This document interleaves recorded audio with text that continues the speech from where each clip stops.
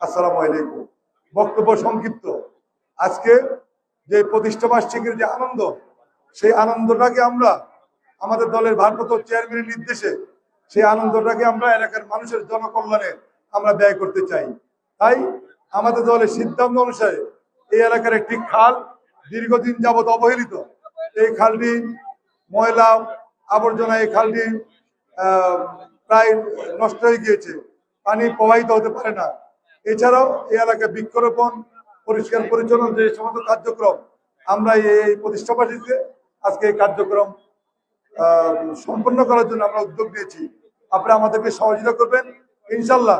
বিএনপির পক্ষ থেকে এই এলাকার সকল মানুষকে সাথে নিয়ে আমরা এই সমস্ত কার্যক্রম করবো এবং বিভিন্ন এলাকায় আগামী সপ্তাহব্যাপী আমরা মহানগরীর বিভিন্ন থানায় এই পরিষ্কার পরিচ্ছন্নতা এবং বৃক্ষরোপণ কর্মসূচি আমরা পালন করব।